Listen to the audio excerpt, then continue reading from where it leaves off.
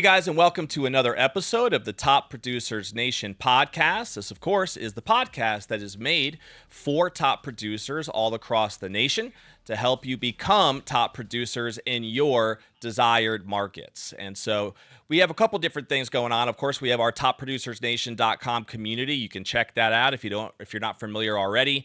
If you're an agent out there who would like to become a top producer in your desired market and you want some help, some resources, some coaching, a course even that we have for you, you can check that out again at topproducersnation.com to learn a little bit more. We, of course, have our local brand here. We are powered by Tampa Bay Real Producers here in the local market of Tampa Bay. And we get to have our guest today is Whitney Lohr, who has been featured in the Tampa Bay Real Producers magazine. I think it was as a team leader spotlight, if I remember correctly, that we had. So, Whitney, it's good to have you here today. Great. It's great to be here. This is exciting. Yeah, no doubt. Excited to dive in with you for people who might not know your background yet and your story. Like I said, you could check out Whitney's magazine article in one of our previous features of the Tampa Bay Real Producers issue. We've also had Whitney as a panelist before at one of our events over at Whiskey Cake that we hold on the third Thursday every single month. So, Whitney, let's dive in a little bit to your background for people who might not know the story much. So, did you grow up in Tampa? How'd you get here? If not, and eventually, how'd you get interested in real estate? So, thanks for having me here. No doubt. Our pleasure. So we've been in Tampa now 19 years in October. Okay. So we moved here from New Jersey. I was an agent in New Jersey and loved real estate. Loved when we bought our first house. I actually went back to my realtor. His name is Rich. And I was like, Rich, I said, I love this process so much. I really want to become a realtor. And he's like, you've got to be kidding me. Like, this is what you want to do. And he says, you're going to work harder than you ever have in your entire life. He says, that first year, he's like, you're going to work 7 days a week. He's like, but by the end of that year, he's like, you are going to be a great realtor. Mm-hmm. So ever since Sounds like good advice. Yeah. I mean, and it was truthful, right? Yeah. That, people think that real estate, we make our own hours and it's easy. Well, it's not what the top people do. No, it's definitely not. For sure. So this was in Jersey, I take it, right? Yeah, this was in New Jersey. We came here, and just as the bubble was bursting in 2007. Perfect timing. So we were like, yeah, I don't think I'm going to stay in real estate. Got out, did some sales, and I've been back 6 years now. What did you do before real estate in Jersey? So I was worked for a travel company. Okay. Like I've always been in sales. Mm-hmm. I started out when I graduated from college. I actually worked for the New York Yankees. Oh, really? In their minor league. Now you're talking my language. I'm a Yankees fan. Are you? Yeah. I grew up in Connecticut, so my dad used to take me to Yankee Stadium when I was a kid. We'd go on the bus or the train all the time. Yeah. So now my two sons, who are really into baseball, are starting to, be passionate about the Yankees as well. So we love watching the games. Yeah. That's fantastic. Yeah, absolutely. What'd you do for them? So I did sales for them. Okay. I did ticket sales. So Cool. So that would talk about a hard working atmosphere there. It was minor league, single A. So there was no money. So I would do ticket sales during the day, and at night I could cook hot dogs. I would be the mascot, whatever they needed you to be. That's wild. So I've always had a sales background. Okay. And then you got your house up in Jersey. You met the realtor up in Jersey and got licensed. So you were in northern Jersey at that time? Yeah, we were actually right outside of Atlantic City. Okay, cool. So not quite northern, a little bit more south then, I guess. A little bit more south. And then you came down to Tampa in 2007, you said, right before everything hit the fan. Right before the crash. Okay, but you were already kind of invested in real estate at that time, and you knew you were going to do real estate when you got down here? Yeah, totally did. But once the atmosphere started changing, when we started seeing homes were sitting on the market and the foreclosures started coming, I was like, I don't have enough of a network at this time to stay in. So I got out. I worked for ADT for a little while. I worked for a uniform company. And then finally I had a team of salespeople that we actually were recruiters for school districts across the U.S. Okay. So we would put therapists in Philadelphia or San Francisco. And then I hated So you have done sales inside. in a bunch of different industries.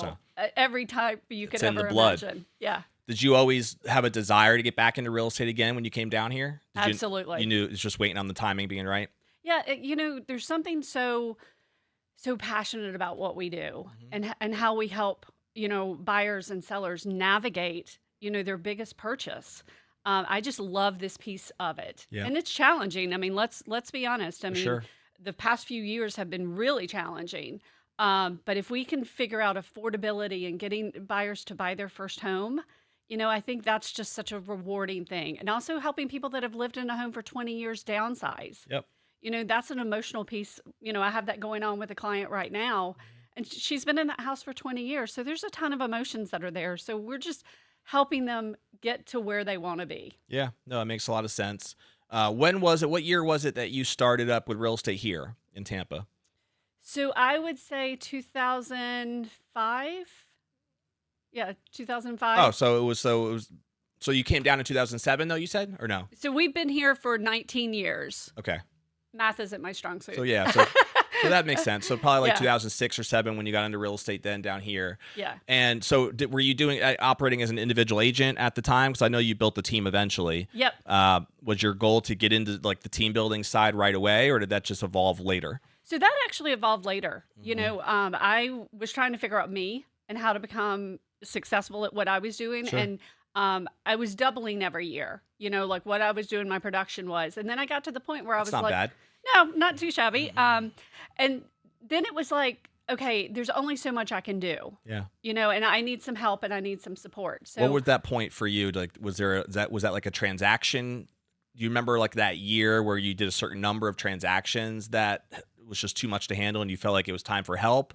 Or was it a sales volume thing for you? Do you remember what that breaking point was? I was producing like 14 million at Okay. that time. I had hired my TC.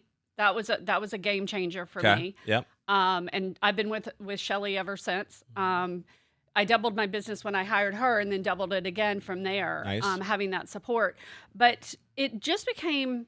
It was a Tom Ferry moment. I was with Tom Ferry. We were in. Not with him. I was at a convention that he was speaking, Mhm. and he said there's going to be different types of agents that are going to come out of this next year, and this was like 3 years ago. And he said one of them, they're going to be a very high top producer, single agent, but they're going to have a ton of support behind them. They're going to have, their TCs and their admins and all of that. So that's going to be one agent. Another agent is going to be a small stealth team, and then there's going to be these mega teams. Yep. And he's like, that's kind of where our landscape is heading. Sure. And That's so, still the classifications I would say today, absolutely. Yeah. So I remember walking to the back of the room and I saw my coach and I said, I guess I'm getting ready to become a stealth team. And he's like, okay. And so he said, you need to text your broker that you're going to be doing this as well. So as soon as I got back to Tampa, we started talking about it and how was I going to do it. And one of my previous clients, she had gotten her license and had by chance 2 weeks later said, hey, I have my license. Can we sit down and have a glass of wine and talk about it? Okay. I had no intentions of recruiting her, but by the time we were done having that glass of wine, there was my first team member. That's funny how that works out, huh? Yeah, and she's still my top producer on the team today. That's cool. So what was your best year as an individual agent? Do you remember? 16 million. Okay. And then, so the 28 million or so that you did last year, that was the team volume, I take it? That is correct. Are you still in individual production as well? I am. Okay. Were you the bulk of that 28 million, or was it kind of spread out evenly among the team? I was the majority of it. And how many agents are you working with now on your team? So we have 5 agents Okay. total on the team. Cool. They're all strong women. I didn't mean it to be be way, but that's the You're way not that trying it to turned build out. the all women team? No, I hadn't planned on that, but it just worked out. We're really we were able to celebrate yesterday at the award ceremony and just sitting with these women. I mean, they're funny. We might cuss a little bit. We might, we like to drink our wine, so. I think I might have met a few actually when you were at the panel with us that time. Yes, you did. Did you have your team with you then? Yeah. Okay, so that was just last year, I think, wasn't it? Yes. Yeah, it makes sense. So are you in like a full-fledged recruiting mode now, or what's your philosophy when it comes to how you want the team to grow? Are you more focused on just the individual production of the people you have currently, or are you in that balance of you're looking for more agents as well? How do you view that? So I'm looking for the right agent right now. Okay. That it has to make sense to fit in with this team. I don't want to become a mega team. That's not what my goals are. But if we find the right agent and I feel like they'd be a great fit, then absolutely, would hire another agent. But I'm really not seeking out that because, I just want us to get better and stronger Mhm. and just be able to produce more. Because some of these mega teams, I mean, they have a lot of agents that don't do any production. Yeah, it's very Um, true. I've seen and many of them. Yes. yeah, so, we have a weekly call. We make sure that, we're all on, 8 o'clock in the morning on Tuesdays. We're all together, baseball hats, no makeup, Got your Yankee hat ready to go. And there you go. the name of Whitney's team, by the way, is Florida Living Group. If you want to check them out online with Berkshire Hathaway as the brokerage, powered by Berkshire, I guess you would say. Yep. But Florida Living Group, so you can look out for them as well. And so, have you found, Whitney, that the team side, since you've been going down that route over the last few years, has that been more fulfilling? Has that changed in some ways just your overall experience when it comes to real estate today versus what it was like to be an individual agent working 100% of your time with the clients and only clients? Now I'm sure your time is a little bit more split between clients and support, right? Helping your agents as much as you can. Speak a little bit on that. What's been more fulfilling for you? So I've really enjoyed like just watching these agents grow, Mhm. and watching them, especially yesterday, just being able to celebrate and watching them get on stage. Like I made sure that I was the last one to get on stage because I just wanted to see them Yeah. and how excited that they were to talk with our owners and things like that. Have a little bit of one-on-one time to be celebrated. Um, I've really enjoyed that, and also watching them really take care of their clients. Mhm. We really focus on it's not a transaction.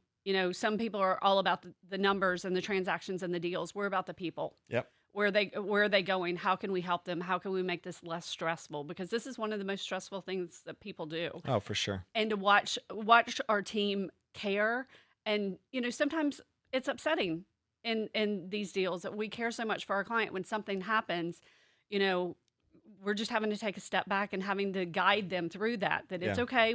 Let's figure out what we need to do next. Is there a certain type of client that you found that you guys have a great niche with that you've been serving, in your opinion, at like a really high level because of just a certain, whether it's a demographic or type of client, whatever it might be? Does anything come to mind, or are you serving more of whoever and whenever? So with each one of our agents that's on the team, they're their own CEO of their company. Yeah. So we're very diverse in what we do. I have one that's a luxury agent that does a lot of $1 million houses, but she'll also do a $250,000 condo. Okay. We're all across the board. I think that we mostly do sellers because that's what I'm really strong on. So that's what I'm training them to be really Yep. strong on. So we're really dominant on the listing side. hmm And I know you're based out of New Tampa, right? Up in Correct. that market. Yep. Is most of your work, would you say, within that proximity, or is it pretty much all over Tampa Bay and beyond? We do all of Hillsborough and most of Pasco County. Okay. And we'll go over to the beaches from time to time. If one of our clients is like, "Hey, we'd like for you to come do this," or specifically, but for the most part, we're over this side of town. Okay, makes sense. I know we were talking off camera about how you feel like you've been really digging into the AI world lately, and would you say that you're utilizing that more from like the client experience and seamlessly trying to make that even better, or is it more on the team side, like support, things related? Maybe it's both. Talk a little bit about what your intent was in trying to like figure AI out and how to use it, and what are some practical like use cases that you've been trying to use it for so far. Yeah, so I haven't been using it for the team side. When we were together yesterday, in 2 weeks, we're going to get together and I'm going to show them exactly how I'm using. Okay, for your own Um, business, yep, basically. Okay. exactly. Because I have custom GPTs that are set up for a Yep. ton of tasks that I do. I also have chat giving me an update every single morning of 33647, which is New Tampa, hmm what's going on and what would be interesting to a buyer or a seller. Like, what trend do you see? That's a cool So one. Yeah. yeah, so when I open up What do my they send you an email email? every That makes morning, sense. it'll say 284 active homes are on the market, this many expired, this many, closed. So it'll then just start tell me what trends are going on right now. hmm Oh, I like that idea. That's cool. I've been playing around myself with a lot of the custom GPTs and with the different platforms and stuff that I'm involved with as well. And it is really cool how you can customize that and train it on exactly what you want it to act like on a almost like a per platform basis, you Yeah, know? because that way, we all go into MLS first thing in the morning, Yeah. and we're seeing what's going on. This way, as I'm pouring my cup of coffee, I can automatically start to see, hey, this is what a trend is. So if I run into somebody, and that happens a lot, Yeah. where people are like, I want to know what's going on in the market.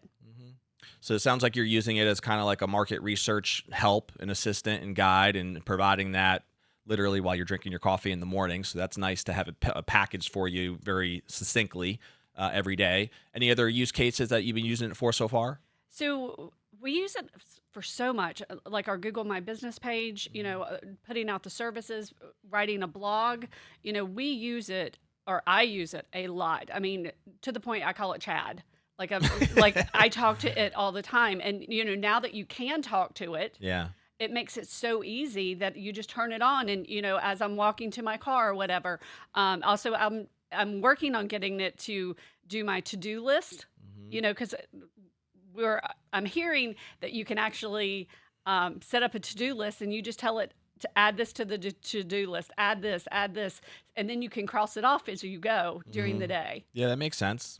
It's crazy how many things you could utilize it for. A lot of people, I think, are just barely, if they're doing anything with it at all, they're just like touching the surface on maybe it's emails, like you said, or helping it create a good email or whatever. But I actually was at an event a couple months ago, and there was a guy who spoke at the event about AI. His name is Jeff Woods. He wrote a book called The Strategic AI Partner. I think that was the name of the book.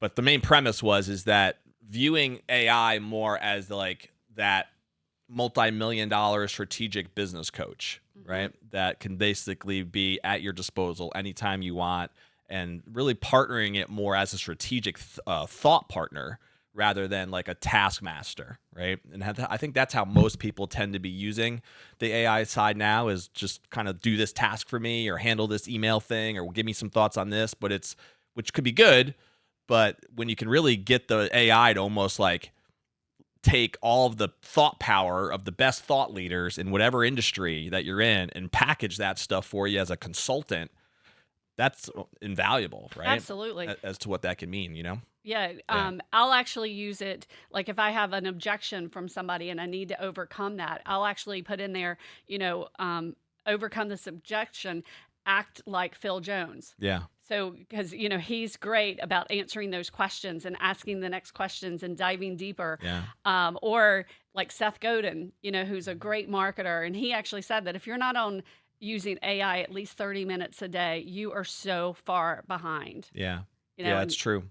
I love using that same prompt, by the way, too. The whole act like this person, act like this, or even just like act like a specific category, Yeah. right? Act like an expert marketing consultant or whatever, and give me your thoughts on this topic. So I think that's a great prompt to kind of lead in with. Absolutely. Yeah, it makes sense. So it seems like this is a world that you're diving into a little bit deeper for the team eventually as well. And can you just see a lot of the same practical use cases that you're doing for your own business, just helping there with them? Or are you viewing it as this might be a way for me to revolutionize my recruiting? Like, is that also part of the strategy maybe? I think I would like for them to embrace it as much as I do, the AI piece, that Yeah. it's making my life easier, a whole lot easier.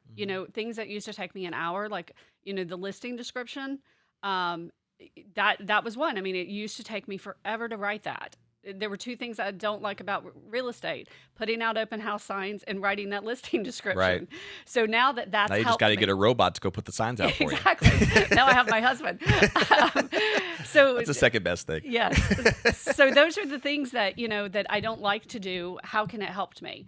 But also there's a lot that I've learned. I was like, okay, I would like to do a video script, and I had it to write one about Carrollwood, Florida. So I wrote it. It was beautiful, absolutely amazing. But when I went to go film it with Tyler, we both were like, this is awful. Like awful, because it made me sound like Right. not myself. It wasn't authentic, right? Yeah. So then once I had that ad feature, I could take one of my previous videos, get the script for that, upload that into chat, and then now it knows what I sound like. Yeah. So that's another one of my custom GPTs is give me a video script. It already has that in there, so it sounds like me. No, that's awesome as well. So is that an extra like that's a great point. Can you just upload a video into any aspect of a custom chat GPT? Is that just a little feature there, or do you have to like add an extension or something? So what I had to do, and they could now because it's changing every day. Yeah. But what I did was I actually put it into Rev, my Okay. video into Rev, and then it gave me the script. transcript, yep. And then I took the transcript and put that in to Chad. That makes sense. Yeah, I wonder if you can just upload a video now and it just kind of does that for you automatically. I wonder. It could. I mean, that could have happened yesterday. Rob might know. He's the chat GPT guy as well. We'll have to dig into that ourselves. We have homework now. Yeah. From this one. That's always fun. Always fun. Sorry about that. Thanks, Whitney. Couple quick things about real estate too before we switch gears into some personal stuff for the time we have left. But in your experience, Whitney, what has been some of the most effective strategies you've used to just grow your business? Are there certain like platforms, whether it's lead strategies, has it been all organic where it's all been kind of grown through word of mouth, or have there been other forms of strategies you've used to just get the machine flowing? So a lot of ours is just who we know. We really lean into our sphere Network. of influence, our network, our farm where we live. That's a really strong pillar for us. I did purchase leads for a little while because I thought that's what I needed to do for the team. And it was awful. It was worse than that Carolwood video. I mean, it was awful because I was stressed because I was spending money, giving them to the leads to the team, and then the team didn't want them. Yeah. So I think It's not a good combo. It was not. It was awful for a little while. I was like, finally we sat down and I said, I'm giving you leads. I thought that's what you guys wanted. And they're like, we don't want leads. We never asked for them. So that was a learning experience for me. Yeah, it's a good point. That what I thought the team was going to look like, it didn't. And I had to shift and say, okay, what do you want? They wanted more, how do I grow my business myself? How do I become my own CEO? How do I become profitable with this? Where do I want to spend my time and energy? So whenever I have a mailer that's ready to go out, we've got one right now that we're going to be looking for expireds. So I've created it. I know it's been successful because expireds are new now, but they weren't before. Sure. So we've been working them. So I just give that letter to them. Then they mail it out themselves. So I'm transforming some of that stuff that what I thought they wanted, they didn't want. Yeah. And now they just want my stuff. Yeah. Why wouldn't I do that? Give that to them and make them more successful and make their life easier. It's a plug and play. Yeah, it's a great point. And there's a lot of different cultures out there. I've had many different team leaders on this show before, and there are some who thrive in providing leads, right? Absolutely. As you talked about. And so, because in some cases, maybe obviously, if that is the case, they probably more likely attract agents onto their team who want that, right? Who are looking for those lead flows on a regular basis. Of course, there's agents who do. Who are really, really comfortable converting existing leads that are coming in, even if it's cold or whatever the case may be. But I love what you just said. Like, there's also going to be the people who may not be looking for that at all, but they still want to be a part of a team. But in their mindset, it's more about the support, the coaching, the culture, just being able to learn from somebody who's been successful, right, as an agent. Yep. So that's what appeals to them as far as being part of a team. And I think you have to really think that through as a team leader, as you said, and identify what type of a culture do you want to have, right? And how, because you're going to attract the people generally that are going to be wanting to be a part of that. So I think that's a work in progress, is figuring that out first before you just start recruiting people. Right. And I think you also just need to take a step back sometimes and say, how's this working? How are you guys doing? And that's why I'm so protective of our culture on the team, that I'm just not going to recruit anybody and everybody. And anybody that does come on, they're there for 30 days. And then we have a meeting. Is it working or is it not working? Yeah. Because I do not want to mess up our culture that's on that team. Yeah. How would you define your culture now if you had to define it? Have you taken the time to figure that out at all, or? I don't think basically it's very supportive. We're very kind of bold in your face. We're here. We're very strong with what we do. We're very compassionate about our family, our clients. We like to have a lot of fun. We like to cover each other's back. I mean, we're a team of badasses right now, and I'm really happy with that. That's cool. And it sounds like you're having fun with the people you get to work with. So that's a big key too. Absolutely. That's kind of sucks if you have to have a team with people you don't even like, right? well, and they can bring down your culture. Right. If every Tuesday morning that person's not on the call with everybody else, or we're doing training, they're not there. Totally. That really can start to mess up the dynamics, or if they don't like that person at all. And we had one of those, and we had to get rid of that really quick. Yeah, you got to identify those bad apples early because they will spoil the whole bowl. Absolutely. That's for sure. All right, a couple of things just about on the personal side for people to get to know you a little bit more if they haven't read your article yet. So you said earlier you're married? Yes. Do you have children? I do. How many? I have one. How old? 6 like you. I have one. You did the safe route. Yeah. How old? He's 23. Is he living local? Yes. Very cool. Okay. Real estate interest at all or no? He's dabbled in it a little bit. Yeah. He's actually enjoying more. My husband and I have started a staging company. So we're staging vacant houses. He's Nice. really enjoying that piece of it. In fact, when I'm done here, we're heading to a new stage. Nice. But yeah, he's enjoying Just another thing that to take side. up some of your time, huh? Yeah, just one more thing. We thought that was a great idea for a glass of wine one night. Did you start the staging company out of just for your own listings and your own business initially? And then are you now like marketing that for any agents to use? Yeah, so I started to see that my sellers were needing it more and more. Yeah. And my husband was like, we could have something else. You definitely could. And so we have done it. We've made one presentation to my office. And right now we're getting ready to stage number 7, 8, 9, and have 11 and 12 proposals out. And we've only been doing it 60 days. That's very cool. So these are all Berkshire Hathaway agents for right now that are using Actually, the you. word's getting out. Nice. And so we're not doing any advertising. What's the name of the company? Tailored Spaces. Tailored Spaces. I like it. Do you like that? I do. It's got that tailor-made persona about it. Yeah. Well, we'll get a little shout out to Tailored Spaces out there. Check them out. What do you guys love to do when you're not just jamming in real estate? What keeps you busy? So we're huge Darius Rucker fans. Okay. So we go see him at least once a year.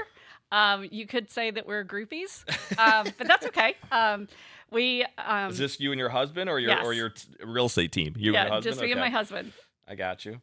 Um, Hootie and the Blowfish, right? Yeah. That's my man Darius. yeah, that is. Man, I haven't heard them sing in a long time. I used to love their stuff though when I was in high school. I remember listening to some of the Hootie and the Blowfish stuff. Yeah. So when we were in college, they would come play for like $20 or whatever. Right. So we saw them, quite a bit. So we've been fans for years and years. There you go. Yeah. That's cool. All right, couple rapid fire questions. Okay. Do you let's have go. a favorite book, author, seminar that you've ever attended that you feel like has really made an impact on you personally or professionally? Ninja selling? That's come up before, yeah. That's an easy one. Mhm. And then I will follow up with the Go Giver. Is of that same premise that you make those connections, you make them deeper, more thoughtful, and then the Go Giver, you think of the person, not yourself, and it will come back to you. Do you have a favorite movie or TV show? There's several that I'll watch at any time. You're flipping the channel, and that I've probably watched like 150 times, but it's okay. Apollo 13 is one of those. Okay. Twister was just on 2 nights That's ago. a classic for It's a sure. classic. Absolutely. Yeah, Steel Magnolias. Helen Hunt does a great job in that movie. Yeah, she does. Steel Magnolias when I need a good cry. Even more of a classic. So you like those classics, I can tell. Yeah. Yes. Yeah, I do, because it's really hard for me to sit down and watch an entire movie. Right. So I'm kind of like a Something's got to grab your attention. 30 to 45 minutes, the last bit of it. Very cool. Yeah. All right. So 2 last things here. If somebody wanted to reach out to you just to kind of pick your brain a little bit more about your experience with building a team, maybe a little bit more about AI, I think there's some stuff there for sure that we could have dove into even more. And I know that as you get into it a little bit more, you probably have more and more that you're learning about AI. What's the best way for someone to reach you, contact you? They can reach out to me directly. We can put it's floridalivinggroup.net Okay. is our website, or we are on Instagram, Florida Living Group as well, and on Facebook it's Whitney Lohr. Cool. Very cool. We'll have it in the descriptions as well for people to be able to click on if they want to. Last question I have for you is what I call the legacy question. So it's about hopefully many, many, many years from now when you're sitting on that rocking chair and thinking about what you would want, what would be most important to you as far as what you'd want to be most remembered for, personally or professionally, but what you think that legacy would want, what you'd want that legacy to be when that timing comes. What comes to mind for you? You know, I think at the end of the day, I would want people to know that I was a caring person that really cared for the outcome of my clients. So for my buyers and sellers, as well as my friends, like, you know, I wish everybody success. I wish, you know, I love cheering people on that, you know, that they have success, you know, because there's enough out there for everybody. Sure.